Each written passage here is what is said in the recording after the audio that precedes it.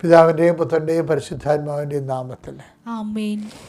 എല്ലാവർക്കും പരിശുദ്ധ കൃപാസനത്താറ് ജീവനോടെ പ്രത്യക്ഷപ്പെട്ട പരിശുദ്ധ അമ്മയുടെ മാധ്യസ്ഥതയുടെ സ്നേഹവന്ദനം. നമുക്ക് പ്രത്യക്ഷ പ്രാർത്ഥനയിലേക്ക് പോകാം.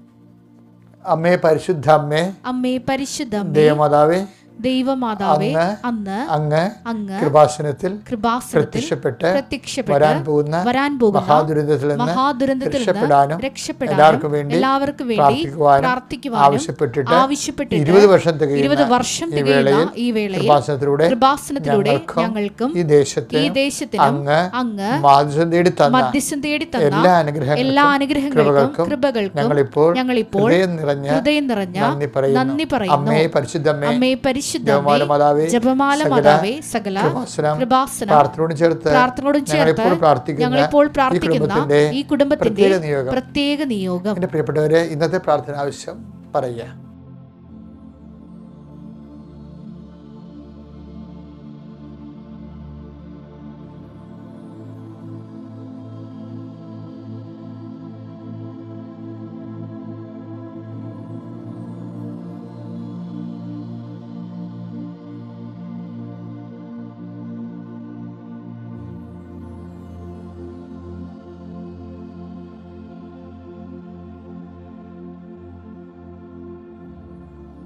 അമ്മയുടെ പ്രത്യക്ഷീകരണത്തിന്റെ ദ്വാദശക വേളയിൽ ഞങ്ങൾക്ക് സാധിച്ചു തരുവാൻ കനിയണമേ. ആമേൻ. വിശ്വാസ പ്രമാണം. സർവശക്തനായ പിതാവും ആകാശത്തിന്റെയും ഭൂമിയുടെയും സൃഷ്ടാവുമായ ദൈവത്തിൽ ഞാൻ വിശ്വസിക്കുന്നു. അവിടുത്തെ ഏകപുത്രനും ഞങ്ങളുടെ കർത്താവുമായ ഈശോ മിശിഹായിലും ഞാൻ വിശ്വസിക്കുന്നു.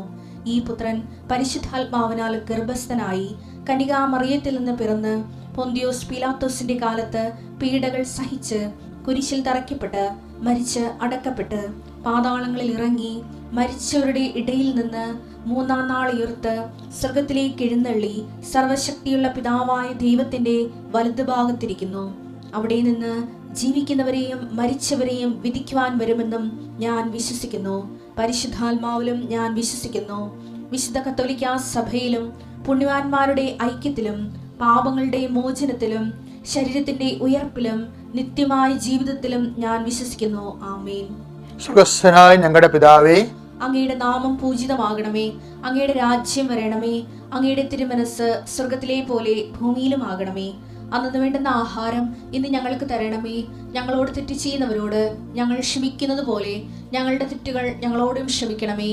ഞങ്ങളെ പ്രലോഭനത്തിൽ ഉൾപ്പെടുത്തരുതേ, തിന്മയിൽ ഞങ്ങൾ രക്ഷിക്കണമേ. ആമേൻ. നന്മ നിറഞ്ഞ മറിയമേ, സ്വസ്തി. കർത്താവ് അങ്ങയുടെ കൂടെ സ്ത്രീകളിൽ അങ്ങ് അനുഗ്രഹിക്കപ്പെട്ടവളാകുന്നു. അങ്ങയുടെ ഉദരത്തിൻ ഫലമായി ഈശോ അനുഗ്രഹിക്കപ്പെട്ടവനാകുന്നു. പരിശുദ്ധ മറിയമേ, തമ്പുരാന്റെ അമ്മേ, പാപികളായ ഞങ്ങൾക്ക് വേണ്ടി ഇപ്പോഴും ഞങ്ങളുടെ മരണസമയത്തും തമ്പുരാനോട് അപേക്ഷിക്കണമേ. ആമേൻ. നമുക്ക് പ്രാർത്ഥനയിലേക്ക് പോകാം. കർത്താവേ, നിന്റെ വിശുദ്ധ പൗരോഹിത്യത്തെ മഹത്വപ്പെടുത്തണമെന്ന് പ്രാർത്ഥിക്കുന്നു. കർത്താവേ, സഭയിലുള്ള നിന്റെ സാന്നിധ്യം പ്രകടമാക്കണമെന്ന് പ്രാർത്ഥിക്കുന്നു. കർത്താവേ, 39 വർഷം ഞാൻ അർപ്പിച്ച കുർബാനയുടെ യോഗ്യതയാൽ കൃപാസനത്താറെ ജീവനോടെ പ്രത്യക്ഷപ്പെട്ട പരിശുദ്ധ അമ്മയുടെ മാധ്യസ്ഥതരെ യേശുവിൻ്റെ നാമത്തിൽ പ്രാർത്ഥിക്കുന്നു. കർത്താവേ, ഇന്നത്തെ ദിവസത്തെ മുഴുവനും അങ്ങേക്ക് സമർപ്പിച്ച് പ്രാർത്ഥിക്കുന്നു. ഈ പ്രാർത്ഥനയിൽ പങ്കെടുക്കുന്ന മക്കൾക്ക് ഈ പ്രാർത്ഥനയുടെ അനുഗ്രഹങ്ങൾ അവകാശവും ഓഹരിയുമാകാൻ ഇടയാക്കണം പ്രാർത്ഥിക്കുന്നു. എൻ്റെ കർത്താവിൻ്റെ ഉന്നതമായ നാമത്തിൽ ദൈവത്തിൻ്റെ പരിശുദ്ധാത്മാവ് ഞങ്ങൾക്ക് ആവശ്യിക്കട്ടെ.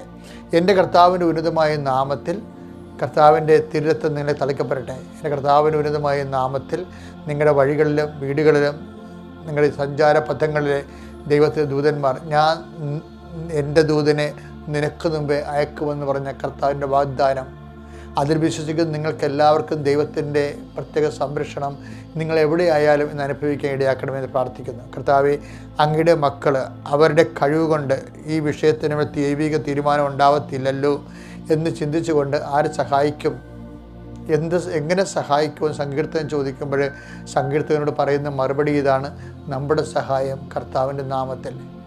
ലോകത്തിലുള്ള എല്ലാ സഹായങ്ങളും നിൻ്റെ നാമത്തിലാണ് ഞങ്ങൾ വിശ്വസിക്കുന്നു. കർത്താവെ, അങ്ങയുടെ നാമത്തെ മഹത്വപ്പെടുത്തണമെന്ന് പ്രാർത്ഥിക്കുന്നു. അങ്ങയുടെ നാമത്തെ മഹത്വപ്പെടുത്താനുള്ള അടിയങ്ങളുടെ പരിശ്രമങ്ങളെ വിജയിപ്പിക്കണമെന്ന് പ്രാർത്ഥിക്കുന്നു.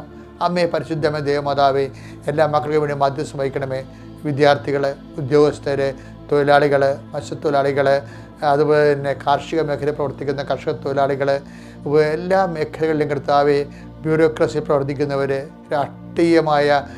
രാഷ്ട്രീയത്തിൽ പ്രവർത്തിക്കുന്നവർ, അതുപോലെ തന്നെ അധികാരത്തിൻ്റെ ശ്രേണികളിലും പവറിലും ശക്തിയിൽ പ്രവർത്തിക്കുന്നവരെ അവരെല്ലാം നീ ഏറ്റെടുക്കണം പ്രാർത്ഥിക്കുന്ന ഈശോയെ. ഓരോ മനുഷ്യൻ്റെ ആവശ്യം എന്തു തന്നെയായാലും അത് മുഴുവനും ഏറ്റെടുക്കുകയും അത് മുഴുവനും അവരെ അനുഗ്രഹിക്കുകയും ചെയ്യുന്ന നല്ല ദൈവമേ, ഈ പ്രാർത്ഥന ആരെല്ലാം കൂടുന്നുവോ, എന്തിനെല്ലാം കൂടുന്നുവോ, ആരെല്ലാം ഇന്ന് വീടിൻ്റെ പുറത്തേക്ക് പോകുന്നുവോ, എന്തിനെല്ലാം പോകുന്നുവോ അവിടെ മേലെല്ലാം ദൈവത്തിൻ്റെ കൃപ ഇപ്പോൾ ആവശ്യിക്കട്ടെ. നിങ്ങളുടെ സംരംഭങ്ങൾ, ആലോചനകൾ, ചിന്തകൾ, സംസാരങ്ങൾ, ചർച്ചകൾ, തീരുമാനങ്ങൾ എല്ലാം യേശുക്രിസ്തുവിൻ്റെ ആത്മാവിൽ നയിക്കപ്പെടുകയും അവിടുത്തെ വിശുദ്ധമായ രഥത്താൽ മുദ്ര വെക്കപ്പെടുകയും ചെയ്യട്ടെ.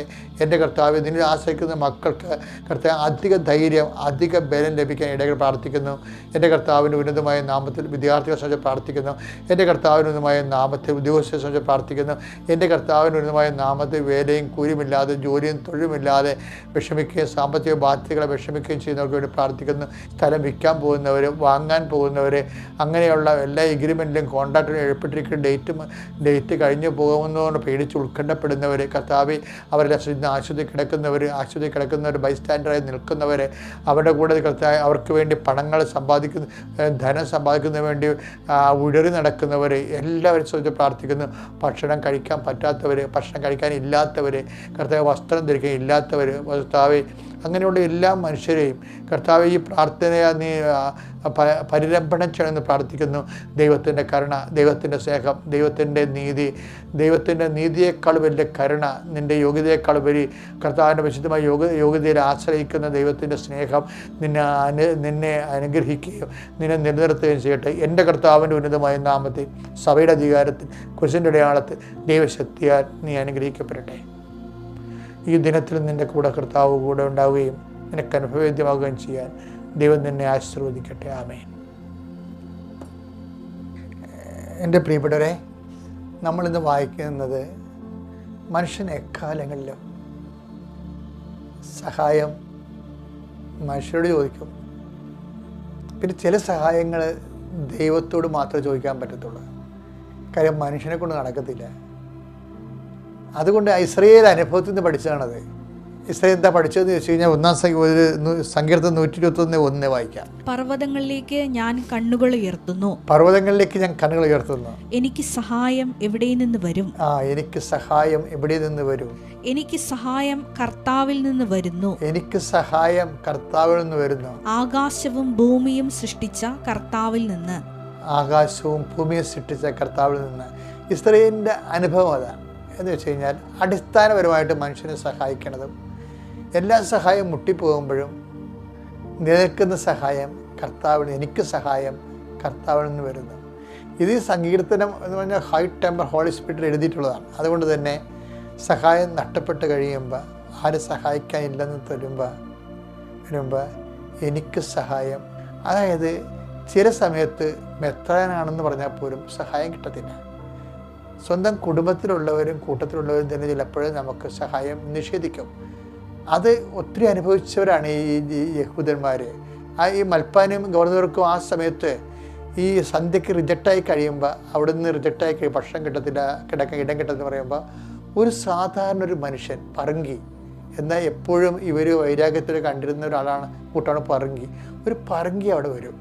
അച്ഛന്മാരിവിടെ പോകുന്നു, എന്തിന് പോകുന്നു എന്നൊക്കെ ചോദിക്കുമ്പോൾ കാര്യം പറയും. അപ്പോൾ എൻ്റെ വീട്ടിൽ ആവശ്യത്തിന് ഇടമുണ്ട്, വന്ന് താമസിക്കാൻ പറയും. അപ്പോൾ അതുകൊണ്ട് അടിസ്ഥാനപരമായിട്ട് നമ്മൾ അവരെ സഹായിക്കും, ഇവർ സഹായിക്കും നമ്മൾ കരുതി, അവർ നമ്മൾ സഹായിക്കും നമ്മൾ പ്രതീക്ഷിച്ചു എന്നൊക്കെ പറഞ്ഞാലും അടിസ്ഥാനപരമായിട്ട് സഹായം കർത്താവിൽ നിന്നാണ്. അതുകൊണ്ടാണ് നമ്മളെ 2 രാജാക്കന്മാർ 6:27 2 രാജാക്കന്മാർ 6:27 വലിയ ഒരു സംഭവമുണ്ട്. ഇസ്രായേലിൽ പക്ക പട്ടിണി. അപ്പോൾ മനുഷ്യർ തമ്മിൽ തന്നെത്താൻ കുഞ്ഞുങ്ങളെ പുഴുങ്ങി തിന്നുന്ന കാലം. അപ്പം അങ്ങനെ ഒരു കാലം നമുക്ക് ഓർമ്മ പോലും ഇല്ല. പക്ഷേ ഇസ്രായേൽ അനുഭവിച്ചതാണത്. അപ്പോൾ ഒരുത്തൻ വന്ന് പറയും, രാജാവ് കോട്ടമേൽ നടക്കിയിരുന്ന് ചാക്കുടുത്തുകൊണ്ട്, രാജാവ് പോലും ചാക്കുടുക്കുകയാണ്. അപ്പോൾ താഴെ നിന്നും പറയും, കർത്താവെ സഹായിക്കണമെന്ന് പറയും രാജാവേ. അപ്പോൾ ഇസ്രായേൽ രാജാവ് കോട്ടയമേൽ താഴേക്കുള്ള മനുഷ്യരോട് പറയും, അത് 2 രാജാക്കന്മാർ 6:27 നിങ്ങൾ വായിക്കണം. കർത്താവ് സഹായിച്ചില്ലെങ്കിൽ എനിക്കെങ്ങനെ നിങ്ങളെ സഹായിക്കാൻ കഴിയും എന്ന് പറയും. പിറ്റേ ദിവസം ഒരു സംഭവം നടക്കും. ഈ മുഴുപ്പട്ടിണിയായിട്ട് ഇങ്ങനെ ജനങ്ങളെ ഇങ്ങനെ പെരുമ്പാമ്പിനെപ്പുറത്ത് തിന്നുകൊണ്ടിരിക്കുകയാണ്. ഇസ്രായേൽ ജനം തീർന്നുകൊണ്ടിരിക്കുന്ന സമയത്ത്, നിസ്സഹായമായി നിൽക്കുന്ന സമയത്ത് രാജാവ് നിസ്സഹായനായിട്ടിങ്ങനെ ഈ പടനായകൻ്റെ തോളിൽ ചാരി നിൽക്കുക. അപ്പോൾ അതൊക്കെ രാജാവിൻ്റെ മനസ്സിടിഞ്ഞിട്ട്, പടനായകനാണല്ല പിന്നെ പട നയിക്കണത്, അയാളെ ചാരുകയാണ്. അങ്ങനെ അപ്പോൾ മനുഷ്യന്മാരെ ആശ്രയിക്കരുതെന്ന് ബൈബിൾ പറയത്തില്ലേ? രക്ഷ നൽകാൻ കഴിയാത്ത മനുഷ്യർ അഭയം തേടരുതെന്ന്. 118 സങ്കീർത്തനം 8 എന്താ പറയുന്നത് അറിയാമോ? മനുഷ്യരിൽ ആശ്രയിക്കുന്നതിനേക്കാൾ കർത്താവിൽ അഭയം തേടുന്നത് നല്ലത്. കർത്താവിൽ അഭയം തേടുന്നത് നല്ലത്. ഇതൊക്കെ ഇസ്രായേൽ ഇപ്പം അനുഭവത്തിൽ നിന്ന് പഠിച്ചതാണ്.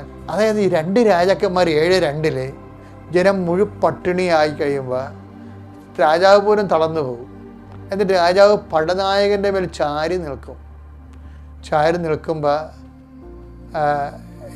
അവിടെ എലീഷ വരും.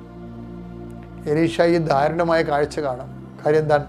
ഇസ്രായേലിൻ്റെ രാജാവ്, പടനായകൻ അവിടെ ദൈവത്തിൻ്റെ അധികാരത്തിൻ്റെ ആളല്ല, ദൈവത്തിൻ്റെ അഭിഷേകമുള്ള രാജാവിനാണ്. അഭിഷേകം ഉള്ളവൻ പോലും ആത്മാവ് തളർന്ന് പടനായകനെ ചാരി നിൽക്കുകയും, രാജാവ് പോലും തന്നെ ചാരി നിൽക്കുന്നതിൻ്റെ ഗർവിലും അഹങ്കാരത്തിലും അയാൾ നിൽക്കുകയാണ്. അതായത് നമ്മുടെ ജീവിതം താളം തളർന്നു പോയാലും ഒരിക്കലും ദൈവത്തെ അല്ലാതെ വേറെ ആരെയും ചാരരുത്. അതുകൊണ്ടാണ് 118 സങ്കീർത്തനത്തിൽ 8ാമത്തെ വാക്യം വായിക്കുന്നത്. എന്താണ്? നിങ്ങൾ പ്രഭുക്കന്മാരിൽ ആശ്രയിക്കരുത്, രക്ഷ നൽകാൻ കഴിയാത്ത മനുഷ്യരിൽ അഭയം തേടരുതെന്ന്. ഇത് രാജാവിൻ്റെ അവസ്ഥ ഇതാണെന്ന് കണ്ടപ്പോൾ ദൈവത്തിൻ്റെ ആത്മാവ് എലീഷയിൽ പ്രവർത്തിച്ചിട്ട് എലീഷ പറയുന്നൊരു വാക്കുണ്ട്. എന്താണ്? കർത്താവിൻ്റെ വചനം നീ കേൾക്കണം. ഇപ്പോഴേ എന്താ കർത്താവ് അരുളി ചെയ്യുന്നു? അതായത് കർത്താവ് അരുളി ചെയ്യുന്നു, നാളെ ഒരളവ് നേരിയ മാവിന് 1 ഷെക്കൽ മാത്രം കൊടുത്താൽ കിട്ടുന്ന സമയമാണ് നാളെ. അതുപോലെ തന്നെ 2 അളവ് ഗോതമ്പിന് 1 ഷെക്കൽ കൊടുത്താൽ കിട്ടും. എന്ന് വെച്ചാൽ ആർക്കും വാങ്ങിക്കൊണ്ട് ഭക്ഷണം കഴിക്കാൻ പറ്റും. അഭിവൃദ്ധി വരാൻ പോകണമെന്ന് പറയുമ്പോൾ ഈ രാജാവ് ചാരി നിൽക്കണം. പടനായകൻ ചോദിക്കും, കർത്താവ് ആകാശത്തിൻ്റെ കിളിവാത് തുറന്നാലും ഇത് സംഭവിക്കുമോ എന്ന് ചോദിക്കും. അതൊരു ഒരു ആക്ഷേപം പോലെ പറയണത്.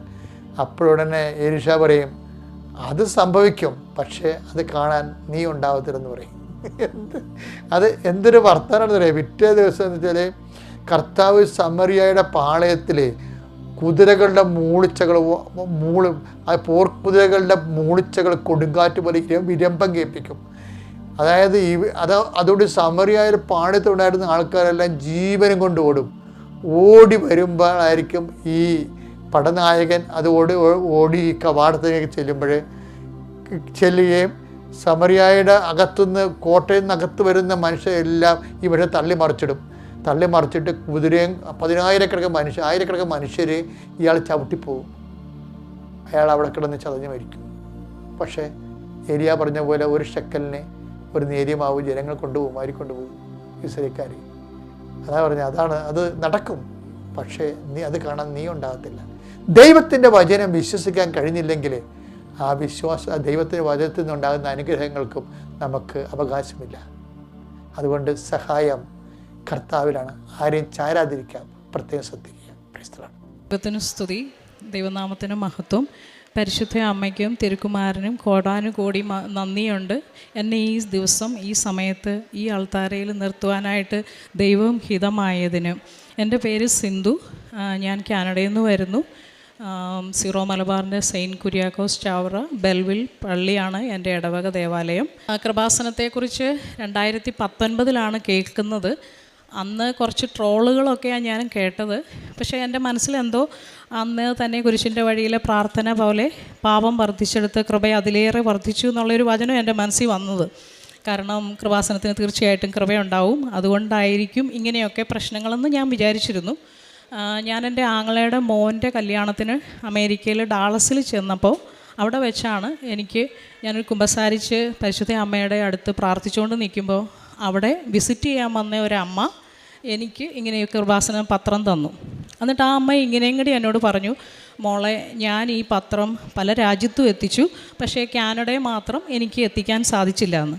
അപ്പം ഞാൻ വളരെ അതിശയത്തോടെ പറഞ്ഞു, ഞാൻ ഇന്ന് ഉച്ച കഴിഞ്ഞ് കാനഡയ്ക്ക് പോവുകയാണ്, ഞാൻ അമേരിക്കയിലുള്ള ഒരാളല്ല എന്ന് പറഞ്ഞു. അത് കഴിഞ്ഞ് ഞാൻ ആ പത്രം വായിച്ചോ എന്ന് എനിക്ക് അത്രയ്ക്ക് ഓർക്കാൻ പറ്റുന്നില്ല. എന്തായാലും മലയാളമൊക്കെ കാണുമ്പോൾ പെട്ടെന്ന് വായിക്കും. അത് ഞാൻ കൊണ്ടുപോയി ബൈബിളിൻ്റെ സ്റ്റാൻഡിൻ്റെ അടിയിൽ തന്നെ കൊണ്ടുപോയി വെച്ചു. പ്രത്യേകിച്ചെടുത്തൊന്നും ഒന്നും നോക്കിയില്ല. പിന്നെ എൻ്റെ ഹസ്ബൻഡ് ഒരാഴ്ചയൊക്കെ കഴിഞ്ഞപ്പോൾ എന്നോട് പറഞ്ഞു, ഞങ്ങൾ നിയോഗം എഴുതി വെച്ച് ബൈബിളിൻ്റെ പുറത്ത് വെച്ച് പ്രാർത്ഥിക്കുക പതിവുണ്ട്.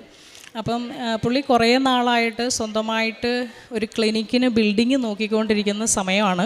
ഞങ്ങൾ രണ്ടുപേരും ഫിസിയോതെറപ്പി കഴിഞ്ഞവരാണ്. ഹസ്ബൻഡ് അവിടെ ബിസിനസ് ചെയ്യുന്നു, രജിസ്ട്രേഡ് ഫിസിയോതെറപ്പിസ്റ്റായിട്ട്. അപ്പം വർഷങ്ങളായിട്ട് ഒരു 4 വർഷമായിട്ട് വാടകയ്ക്ക് ബിൽഡിങ് വെച്ചപ്പോൾ പുള്ളിക്കൊരാഗ്രഹം ഉണ്ടായി, സ്വന്തമായിട്ടൊരു ബിൽഡിങ് വേണമെന്ന്. അതിനുവേണ്ടി ഒരു സ്ഥലവും ഞങ്ങൾ വാങ്ങിച്ചു വെച്ചു ദൈവത്തിൻ്റെ കരുണയാൽ. ആ സ്ഥലത്ത് ബിൽഡിങ് വെക്കാൻ നോക്കിയപ്പോഴാണ് മനസ്സിലായത്, ബാങ്കിന് സ്ഥലവും ബിൽഡിങ്ങും കൂടെ വേണം. ഞങ്ങളുടെ സ്വന്തം സ്ഥലമായതുകൊണ്ട് ബാങ്കിന് ലോൺ തരാൻ മടിയാണ്. അല്ലെങ്കിൽ $4 ലക്ഷം ഞങ്ങൾ ലോണൊന്നും ഇല്ലാതെ സേവിങ്സിൽ കാണിക്കണം. അത് വളരെയധികം ബുദ്ധിമുട്ടാണ്, അതൊരു വലിയ എമൗണ്ടുമാണ്. അപ്പോൾ അങ്ങനെ ഇരിക്കുന്ന സാഹചര്യത്തിൽ എൻ്റെ ഹസ്ബൻഡ് എന്നോട് പറഞ്ഞു, നമുക്ക് ഈ നിയോഗം വെച്ച് പ്രാർത്ഥിക്കാം. അപ്പം എനിക്കാണെങ്കിൽ ഇത് എങ്ങനെ സംഭവിക്കും എന്നൊക്കെ ഓർത്തു. എന്നാലും ഞങ്ങളത് ആ കൃപാസനം പത്രത്തിൽ നിയോഗത്തോട് ചേർത്ത് വെച്ച് പ്രാർത്ഥിച്ചു. അതിനുശേഷം ഒരു സെപ്റ്റംബർ പകുതിയിലാണ് ഇത് സംഭവിക്കുന്നത്. ഒക്ടോബർ 5 ആയപ്പോൾ അവിടെയുള്ള വലിയൊരു ബിൽഡിങ്, ഒരു 750 സ്ക്വയർ ഫൂട്ടുള്ള ഒരു ബിൽഡിങ് പോലും 2 പേര് കൂടി വാങ്ങിക്കാൻ നോക്കിയിട്ടും സാധിച്ചിട്ടില്ല. അങ്ങനെയുള്ളിടത്ത് എൻ്റെ ഹസ്ബൻഡ് പറയാണ്, നമുക്ക് ഒരു ഹോസ്പിറ്റലിനോട് അടുത്തുള്ള ഒരു ബിൽഡിങ് വിൽക്കാനിട്ടുണ്ട്, നമുക്ക് പോയി നോക്കാം. എനിക്ക് ഒട്ടും താല്പര്യം ഉണ്ടായില്ല. കാരണം അതൊരു 7100 സ്ക്വയർ ഫൂട്ടുള്ള ബിൽഡിങ്ങാണ്. അതൊരു ഗവൺമെൻറ്റിൻ്റെ മിനിസ്ട്രിയുടെ ഓഫീസ് നടന്നുകൊണ്ടിരുന്നത്, ഇപ്പോൾ അടച്ചു കിടക്കുന്ന ഒരു ബിൽഡിങ്. ഞാൻ ഒട്ടും താല്പര്യമില്ലാതെ, ഞാൻ ഇപ്പോഴും ഓർക്കുന്നു, ഒരു ഒക്ടോബർ 5 സിസ്റ്റർ ഫൗസ്റ്റീനയുടെ ഫീസ്റ്റിൻ്റെ അന്ന് കറക്റ്റ് 3 മണിക്ക്, ഇപ്പോഴും ഞാൻ ഇവിടെ നിൽക്കുന്നത് കരുണയുടെ സമയത്ത് തന്നെയാണ്. ഞാനത് തീർച്ചയായിട്ടും മനസ്സിലാക്കുന്നു, ദൈവത്തിൻ്റെ വലിയ കരുണ. അതേ 3 മണിക്ക് തന്നെ ഞങ്ങൾ ആ ബിൽഡിങ്ങിൽ ചെന്നു. എനിക്ക് ദൈവമേ ഇതെങ്ങനെ സംഭവിക്കും എന്നൊക്കെ ഓർത്ത് ഞാൻ നിൽക്കണേ, ഒട്ടും തന്നെ താല്പര്യമില്ലാതെ, ഇതൊന്നും നമുക്ക് ചിന്തിക്കാൻ പോലും പറ്റിയല്ല എന്നോർത്ത്. പക്ഷേ ദൈവത്തിൻ്റെ ഇടപെടൽ, ശക്തനായവൻ എനിക്ക് വലിയ കാര്യങ്ങൾ ചെയ്തിരിക്കുന്നു, അവിടുത്തെ നാമം പരിശുദ്ധമാണ് എന്ന് തന്നെ എൻ്റെ മനസ്സിലും തോന്നത്തക്ക രീതിയിൽ ഓരോ ബാങ്കിലൊക്കെ ചെല്ലുമ്പോൾ അവർ പറയുന്നു, നിങ്ങളുടെ വീടുണ്ടല്ലോ, നിങ്ങളുടെ സ്ഥലമുണ്ടല്ലോ, അതൊക്കെ വെച്ചിട്ട് നിങ്ങൾക്ക് കാര്യങ്ങൾ നടത്താം എന്നൊക്കെ നല്ല പോസിറ്റീവായിട്ട് റെസ്പോൺസ്. അങ്ങനെ ഇരിക്കുമ്പം വീടിൻ്റെ ബാങ്ക് അസസ്മെൻ്റ് എടുക്കാനായിട്ട് ബാങ്ക് വരും. അങ്ങനത്തെ ഒരു ദിവസം, അതുവരെ ഞാൻ ഓൺലൈൻ ഉടമ്പടിയെക്കുറിച്ചൊന്നും ചിന്തിച്ചിട്ടില്ല. അപ്പോൾ ബാങ്ക് വരുന്ന ദിവസം, അന്നൊരു വിൻ്ററിൻ്റെ ഒരു നവംബർ 14 അപ്പം ഞങ്ങൾ വിൻ്റർ കെയറൊക്കെ നമ്മുടെ അവിടെ ചെയ്യണം. ഈ ബേസ്മെൻ്റ് എന്ന് പറയുന്ന സ്ഥലത്ത് കുറച്ച് വെള്ളമൊക്കെ വീടിൻ്റെ അടിയിൽ കെട്ടി വന്ന് നടക്കും. എൻ്റെ ഫാമിലിയാണ്. അപ്പോൾ എനിക്ക് 5 കുട്ടികളുണ്ട്. അതിൽ 2 പേര് ഇളയവരാണ് ഇവിടെ ഉള്ളത്. മൂത്ത മോൻ വന്നിട്ടില്ല, മോള് ഇവിടെ ഇരുന്ന് പഠിക്കുക. അവർക്ക് 11ാം ക്ലാസ്സിലായതുകൊണ്ട് ഒത്തിരി സീരിയസ് ആയിട്ടുള്ള പഠിത്തമൊക്കെ ഉള്ളതുകൊണ്ട് അവൾ ഇവിടെ ഉണ്ട്. എല്ലാ ധ്യാനവും എൻ്റെ കൂടെ അവൾ കേൾക്കാറുണ്ട്. അങ്ങനെ ആ ബേസ്മെൻറ്റിൽ വെള്ളം കെട്ടി ഒരു ലെവലാകുമ്പോൾ ഓട്ടോമാറ്റിക്കലി അത് പമ്പ് ചെയ്ത് പുറത്തേക്ക് വരും. പക്ഷേ ആ വെള്ളം ഒത്തിരി പുറത്ത് വരുന്നതുകൊണ്ട് ഹസ്ബൻഡ് അതിനൊരു എക്സ്റ്റൻഷൻ ട്യൂബ് ഇട്ടിരുന്നു.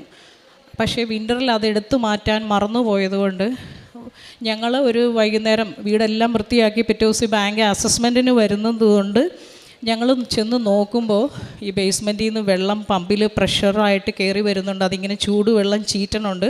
പക്ഷേ പുറത്ത് മുഴുവൻ ഐസ് പിടിച്ച് കിടക്കുന്നതുകൊണ്ട് ഈ ട്യൂബിൽ ഒരു 3-4 അടി ഫ്രോസൺ ആയിട്ടിരിക്കുക. കുറച്ച് കഴിയുമ്പോൾ തന്നെ വീടിൻ്റെ ബേസ്മെൻറ്റ് വെള്ളത്തിലാവും. പിന്നെ ബാങ്ക് വന്ന് നോക്കിയിട്ട് ഒരു കാര്യവും ഇല്ല.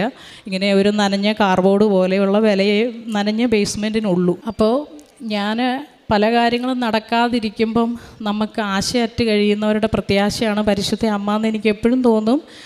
ഞാൻ അവിടെ മുട്ടുകുത്തിയതെന്ന് പറഞ്ഞ അമ്മേ, ഇന്ന് തന്നെ ഞാൻ കൃപാസനത്തിലെ ഓൺലൈൻ ഉടമ്പടി എടുക്കാം, ഈ കാര്യം ഒന്ന് പരിഹരിച്ചു തരണേന്നും.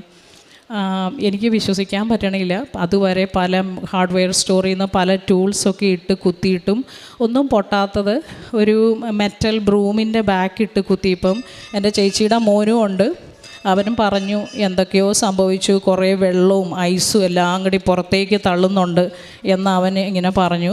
എനിക്കപ്പം തന്നെ മനസ്സിലായി പരിശുദ്ധ അമ്മ അത് ഉടമ്പടി എടുപ്പിക്കാൻ വേണ്ടി ഒരു സൈൻ തന്നതുപോലെ. ദൈവത്തിന് സ്തുതി. അത് പിന്നെ ഒരു പ്രശ്നവും ഇല്ലാതെ എല്ലാം കഴിഞ്ഞു. ബാങ്ക് ആ കാര്യങ്ങളൊക്കെ ചെയ്തു. അതേ വർഷം 2019 ഇതിൻ്റെ തുടക്കം. ഒരു ബിൽഡിങ്ങൊക്കെ അവിടെ മേടിക്കണേ കുറേ പ്രോസസ്സുണ്ട്. 2020 മാർച്ച് 1 ആ ബിൽഡിങ് ഞങ്ങൾക്ക് വേണ്ടി തമ്പുരാൻ തന്നു. 7100 സ്ക്വയർ ഫുട്ടുള്ള ആ ബിൽഡിങ് കാണുമ്പോൾ അച്ഛന്മാരൊക്കെ വന്ന് വിസിറ്റ് ചെയ്യുമ്പോൾ പറയും ഒരു പള്ളി നടത്താമല്ലോ, ഇതൊരു ക്ലിനിക്കിനുള്ള സ്ഥലമല്ലല്ലോ ഉള്ളതെന്ന്. അപ്പോൾ ദൈവത്തിൻ്റെ സമൃദ്ധമായ അനുഗ്രഹം തീർച്ചയായിട്ടും പരിശുദ്ധ അമ്മയിലൂടെ ഞങ്ങൾ അനുഭവിച്ചു. ദൈവത്തിൻ്റെ കരുണയാൽ 2020 എനിക്ക് നാട്ടിൽ വന്ന് പരിശുദ്ധ അമ്മയുടെ അടുത്ത് വന്ന് കാണണം എന്ന് ആശയമുണ്ടായിരുന്നു. പക്ഷേ കോവിഡ് ആയിരുന്നുകൊണ്ട് സാധിച്ചില്ല. ആ വരവിലും ഞങ്ങളുടെ പാസ്പോർട്ട് എടുക്കാനൊക്കെ ആ സമയത്ത് എല്ലാവർക്കും അറിയാം വളരെ ബുദ്ധിമുട്ടായിരുന്നു. ഹസ്ബൻഡിന് ജോലി ആയതുകൊണ്ട് പുള്ളിക്ക് എൻ്റെ കൂടെ വരാനോ പാസ്പോർട്ടിന് വേണ്ടി വെയിറ്റ് ചെയ്യാനൊന്നും പറ്റില്ല. ഞാൻ സിറ്റിയിൽ പോകണം, 2 മണിക്കൂറോളം വണ്ടി ഓടിച്ച്. ഞാൻ അത് ഒരിക്കലും ചെയ്തിട്ടില്ല. 120 കിലോമീറ്റർ സ്പീഡിൽ ഹൈവേയിലൊക്കെ പോകാൻ എനിക്ക് ഒട്ടും ധൈര്യമില്ല. എന്നാലും എൻ്റെ ആവശ്യം അത്രയും തീവ്രമായതുകൊണ്ട് ഞാൻ ഈ മക്കളെ 5 പേരെയും കൊണ്ട് വണ്ടിയിൽ കയറി ഈ പരിശുദ്ധ അമ്മയെ നീ പിടിച്ചോളണേ, ഈ സ്റ്റിയറിങ് ഞാനിവിടെ ഇരിക്കണേ ഉള്ളൂ എന്ന് പറഞ്ഞ് ഞാനത് ഓടിച്ച് അവിടെ ചെന്നു. അവിടെ ചെന്നപ്പോഴും ലൈനപ്പിലൊക്കെ തലേ ദിവസം തൊട്ട് പാസ്പോർട്ട് ഓഫീസിൽ ആൾക്കാർ വന്ന് കിടക്കുന്ന സമയം 2020 മാർച്ചിലൊക്കെ. അപ്പോൾ എന്നോട് അവർ പറഞ്ഞു എന്തെങ്കിലും എമർജൻസി ഉണ്ടെങ്കിൽ മാത്രമേ പാസ്പോർട്ട് കിട്ടുള്ളൂ. എനിക്ക് എൻ്റെ പേരൻസൊക്കെ പ്രായമായിട്ടിരിക്കുന്നതുകൊണ്ട് എങ്ങനെയെങ്കിലും വരണം എന്നായിരുന്നു. പക്ഷേ ഞാനിങ്ങനെ പരിശുദ്ധ അമ്മയോട് സഹായം ചോദിച്ച് ഇങ്ങനെ പ്രാർത്ഥിച്ചുകൊണ്ടിരുന്നു. അവരൊക്കെ എന്നോട് പറഞ്ഞു ഇത് റിജക്റ്റ് ചെയ്യത്തുള്ളൂ, ഇൻസഫിഷ്യൻറ്റ് ഡോക്യുമെൻ്റാണ്, ഇതിന് അത്യാവശ്യമൊന്നുമില്ല. പക്ഷേ ഞാൻ പ്രാർത്ഥിച്ചുകൊണ്ടിരുന്നു. അവരെൻ്റെ കയ്യിൽ നിന്ന് ആ ഫോം മേടിച്ചിട്ട് ഇനി ധൈര്യമായിട്ട് വണ്ടി ഓടിച്ച് പൊക്കോളാൻ പറഞ്ഞു. അങ്ങനെ ഓരോ ദിവസവും പരിശുദ്ധ അമ്മയുടെ വലിയൊരു സംരക്ഷണവും സഹായവും ഞങ്ങളുടെ ജീവിതത്തിൽ ഉണ്ടാകാറുണ്ട്. ഹസ്ബൻഡ്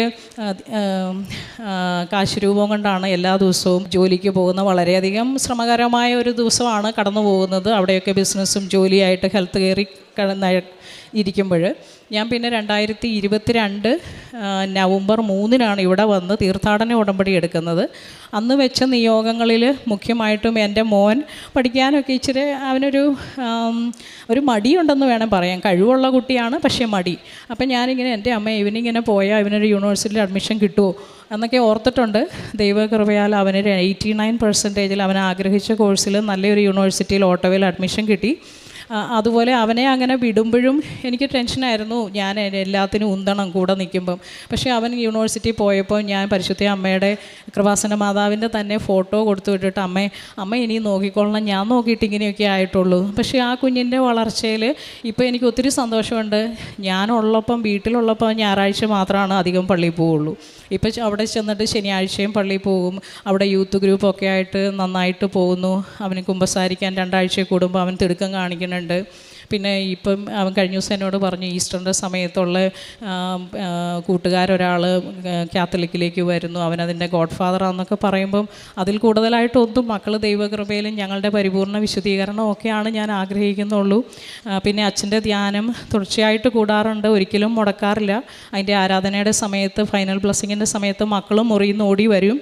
പിന്നെ കൃപാസനത്തിലെ ഉടമ്പടി വസ്തുക്കൾ ഉപയോഗിക്കാറുണ്ട്. കുഞ്ഞുങ്ങളുടെ സീസണൽ കോൾഡും അങ്ങനെയൊക്കെ വരുമ്പം മക്കൾ എക്സാമിന് പോകുമ്പം ഒക്കെ ഉപ്പിട്ട് കൊടുത്ത് പ്രാർത്ഥിക്കും.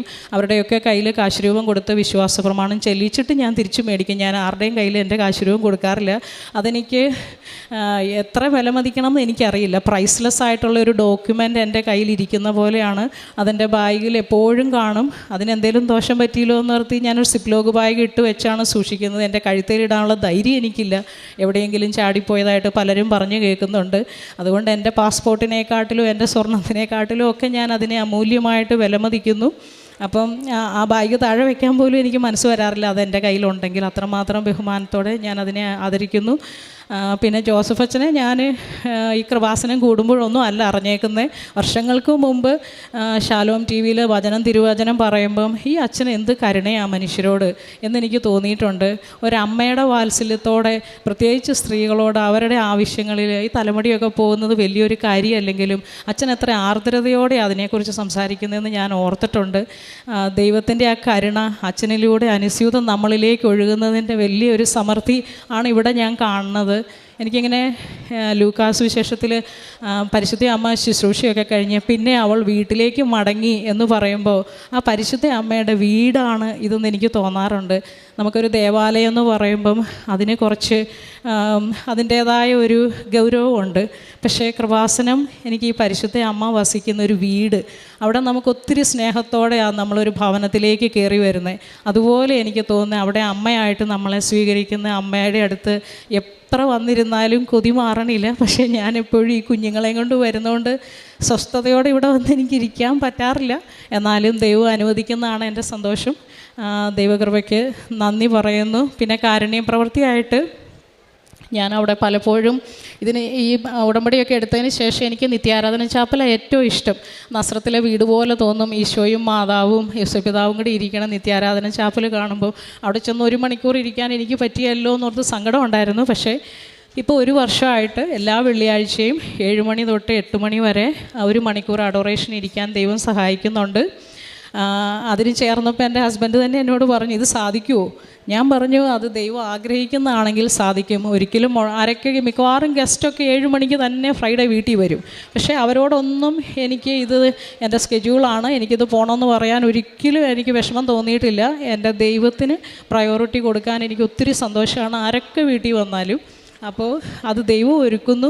ഇപ്പം ഞാൻ ഈ 5 ആഴ്ച അവിടെ നിന്ന് മാറി നിൽക്കുമ്പം അതിനും എനിക്ക് ആൾക്കാരെ കിട്ടി റീപ്ലേസ് ചെയ്യാൻ. അതൊക്കെ വലിയ സംഭവമാണ് അവിടെ. പിന്നെ ഞാൻ അവിടെ ഫുഡ് ബാങ്കിൽ ഡൊണേറ്റ് ചെയ്യും. പിന്നെ ബർത്ത് റൈറ്റ് എന്നൊക്കെ പറഞ്ഞൊരു സംഘടനയുണ്ട്, കുഞ്ഞുങ്ങളെ ഗർഭം ധരിച്ചിരിക്കുന്ന സ്ത്രീകളെ സഹായിക്കുന്ന, അവരെ സഹായിക്കാറുണ്ട്. പിന്നെ ആരാധന ചാപ്പൽ എപ്പോഴായാലും ക്ലീനപ്പ് ചെയ്യാനും അതിൽ പൂക്കൾ വയ്ക്കാനും ഒക്കെ എനിക്ക് സന്തോഷമാണ്. ആരെങ്കിലും എന്നോട് എന്തെങ്കിലും സഹായങ്ങളൊക്കെ ചോദിച്ചാൽ ഞാൻ ഒരിക്കലും നിരസിക്കാറില്ല. പുതിയ പിള്ളേരൊക്കെ വരുമ്പം റൈഡോ അല്ലെങ്കിൽ അവരുടെ ജോലി കാര്യങ്ങൾക്ക് ആരോടെങ്കിലും ഒന്ന് സംസാരിക്കാവോ എന്നൊക്കെ ചോദിക്കുമ്പം ഒരു ആർദ്രതയോടെ അതെടുക്കാനും ഈ കാരുണ്യ പ്രവൃത്തിയുടെ ഭാഗമായിട്ട് അത് ചെയ്യാനും എനിക്ക് സാധിക്കാറുണ്ട്. പലരും എന്നെ 5 കുട്ടികളില്ലേ ചേച്ചി ഒത്തിരി ബിസിയല്ലേ എന്നൊക്കെ ചോദിച്ചാലും ഞാനത് എനിക്ക് ചെയ്യണമല്ലോ, അങ്ങനെ ഒരു നിർബന്ധം, പ്രവൃത്തിയില്ലാത്ത വിശ്വാസം അതിൽ തന്നെ നിരർത്ഥകമാണെന്ന് അച്ഛൻ എപ്പോഴും പറയുന്നത് ഞാൻ ഓർക്കും. അപ്പോൾ അത് നിർബന്ധപൂർവ്വം ചെയ്യാൻ ദൈവം അനുവദിക്കുന്നുണ്ട്. ഒരു ദിവസം ഞാനിങ്ങനെ ഓർത്തു, ദൈവമേ ഞാൻ ആരെയാണ് ഇപ്പോൾ സഹായിക്കേണ്ടേ, എനിക്ക് അങ്ങനെ ഈ നാട്ടിലെ പോലെ ഒന്നും പറ്റുന്നില്ലല്ലോ എന്നോർത്തു. ഒരു ദിവസം ഞാൻ പള്ളി കഴിഞ്ഞ് വൈകുന്നേരം വരുമ്പോൾ ഒരു നോർത്ത് ഇന്ത്യൻ പെൺകുട്ടി ഇങ്ങനെ നമ്മുടെ വീടിൻ്റെ ഒരു ഇച്ചിരി സൈഡ് മാറിലായിട്ട് നിലത്തിരിക്കുക. അപ്പോൾ ഞാൻ ചോദിച്ചു എന്തു പറ്റി? അന്നേരം അവൾ പറഞ്ഞു, ഞാൻ ഇവിടെ മടുത്തിട്ട് ഇരുന്നതാണ്, കുഴപ്പമുണ്ടോ, നിങ്ങളുടെ സ്ഥലമാണോ എന്നൊക്കെ ചോദിച്ചു. ഞാൻ പറഞ്ഞു കുഴപ്പമൊന്നുമില്ല. പക്ഷേ ആ കൊച്ചിന് നാട്ടിൽ നിന്ന് ഏതോ ഒരു ഡെലിവറി പാക്കേജ് വന്നിട്ട് അവളത് കൈ പിടിച്ച് നടന്നിട്ട് അവൾക്ക് തണുത്ത് കൈയൊക്കെ മരച്ചിരിക്കുക. അപ്പോൾ ഞാൻ വേഗം കൊണ്ടുപോയി വിടാം, അവളുടെ വീട്ടിൽ കൊണ്ടുപോയി വിടാമെന്ന് ഓർത്തു. പക്ഷേ ഇന്നത്തെ കാലം നമുക്കൊരു ഭയം, ആ കൊച്ച് എന്നോട് എങ്ങനെയായിരിക്കും പെരുമാറുന്നത്, സേഫാണോ എന്നൊക്കെ ഞാനൊരു മിനിറ്റ് ടെൻഷൻ അടിച്ചപ്പോൾ തന്നെ തൊട്ടടുത്ത് എൻ്റെ ഒരു ഫ്രണ്ട്, ഒരു പയ്യൻ, എൻ്റെ ഹസ്ബൻഡിൻ്റെയും ഫ്രണ്ട് അയൽവാസി വന്നു. അപ്പോൾ ഞാൻ അവനോട് ഇങ്ങനെ പറഞ്ഞു, നമുക്കൊന്ന് കൊണ്ടുപോയി വിടാം.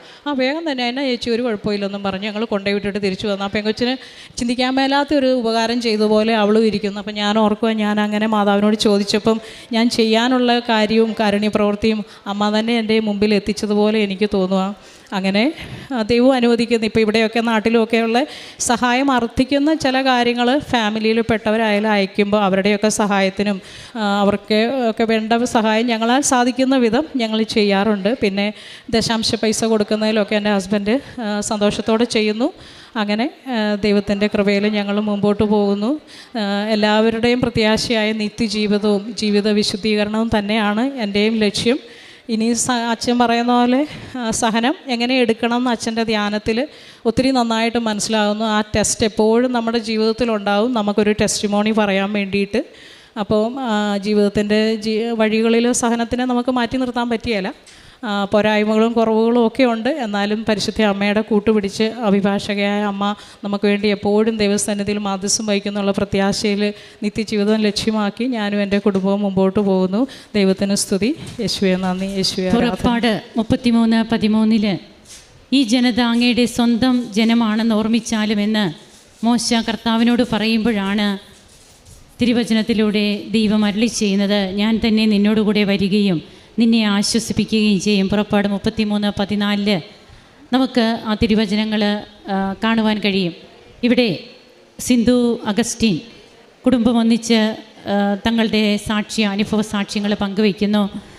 തങ്ങളെങ്ങനെ ഈ മകളെങ്ങനെ കൃപാസനത്തിലേക്ക് വരുവാൻ കാരണമായി, അവിടെ കാനഡയിൽ തനിക്ക് എങ്ങനെ പരിശുദ്ധ അമ്മയുടെ നാമത്തിൽ തനിക്ക് എങ്ങനെയാണ് ക്രിസ്തുവിന് സാക്ഷ്യം വഹിക്കാൻ കഴിയുന്നത്.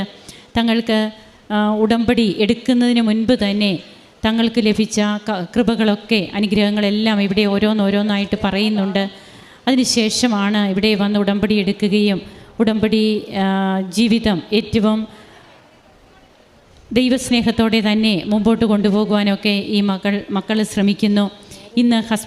ഇന്നാണ് വന്ന് ഉടമ്പടി എടുത്ത്, അതായത് ജീവിതത്തിൽ പരിശുദ്ധ അമ്മയുടെ അടുത്തേക്ക് കടന്നു വരുന്നത്, ഒരു പെറ്റ അമ്മയുടെ അടുത്തേക്ക് നമ്മുടെ സ്വന്തം വീട്ടിലേക്ക് കടന്നു വരുന്ന ഒരു അനുഭവം, അതൊക്കെ ലോകത്തിൻ്റെ അതിർത്തികളോളം ഇന്ന് ഓരോ മക്കൾക്കും ഇതൊക്കെ അനുഭവവേദ്യമാകുന്ന രീതിയിൽ കൃപാസനത്തിലെ അമ്മ, സഞ്ചാരി മാതാവ് എങ്ങനെയാണ് മക്കളെയെല്ലാം ചേർത്ത് പിടിക്കുന്നത്. തനിക്ക് കിട്ടിയ ഓരോ അനുഗ്രഹങ്ങൾ തങ്ങളുടെ വീടിൻ്റെ, അതായത് ഒരു സ്വന്തമായിട്ട് ഒരു ക്ലിനിക്ക് അത് സ്റ്റാർട്ട് ചെയ്യണമെന്നൊക്കെ ഉണ്ടായിരുന്നു. അതിനുള്ള തടസ്സങ്ങളൊക്കെ നീങ്ങുന്നത് എങ്ങനെ, അതുപോലെ പിന്നീട് തൻ്റെ പാസ്പോർട്ടൊക്കെ റിസീവ് ചെയ്യുന്നതിന് അതിനൊക്കെ സ്വയമായിട്ട് ഡ്രൈവ് ചെയ്ത് പോവുക, അതെല്ലാം ഈ കുഞ്ഞുങ്ങളെയും കൊണ്ട് പോകുന്നതിൻ്റെ 5 മക്കളാണ് ഈ മക്കൾക്കുള്ളത്, ഈ ദമ്പതികൾക്കുള്ളത്. അപ്പോഴതിൻ്റെയൊക്കെ ആ ഒരു റിസ്കിലുമൊക്കെ താൻ ഒരിക്കലും അത്ര സ്പീഡിലൊന്നും പോകുന്നയാളല്ല. എന്നാൽ അമ്മയുടെ കാശുരൂപം തനിക്ക് അത്ര അമൂല്യമാണ്, അത് ഏറ്റവും താൻ ആദരിക്കുന്നു. ആ കാശുരൂപം കൊണ്ട് പോകുമ്പോൾ തനിക്ക് കിട്ടുന്ന ആത്മീയമായിട്ടുള്ള ബലം, ആത്മധൈര്യം.